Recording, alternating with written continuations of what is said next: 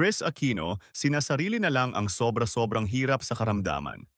Maligaya at na-e-enjoy ng Queen of All Media na si Chris Aquino ang kanyang quiet life ngayon at paninirahan malapit sa tabing dagat.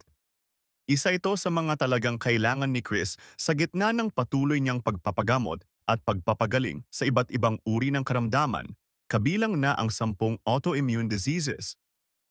Bukod sa tahimik at magandang kapaligiran kung saan siya naninirahan ngayon, puro masusustansya at sariwang mga pagkain ang kinakain araw-araw ng award-winning TV host actress.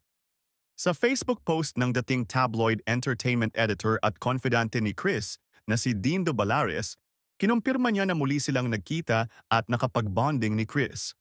Sorry po sa mga nagtatanong kung saan ko pinuntahan si Chris Aquino.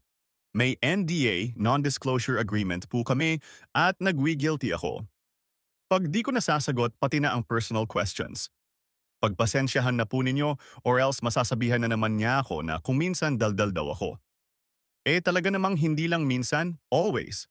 Alam naman siyempre nating lahat kung bakit di kailangang ilabas ang location. Simulang pagbabahagi ni Dindo.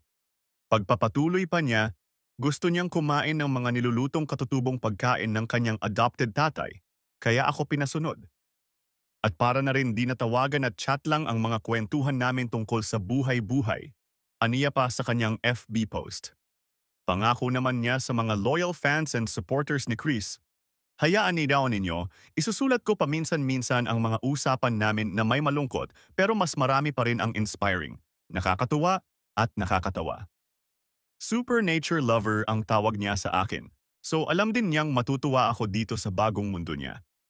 Ito ang isa sa napakaraming mga dahilan kung bakit mo mamahalin si Chris. Nahihirapan man sa mga karamdaman nang sobra-sobra na sinasarili na lang niya kapag masaya siya imposibleng hindi niya ibahagi sa iba. Happy si Chrissy sa kanyang paninirahan, sa tabing dagat at sa mga sariwang pagkain. Ito ang isa sa mga pinakamahalaga sa kanyang buhay sa kasalukuyan, pahayag pa ng malapit na kaibigan ni Chris Aquino.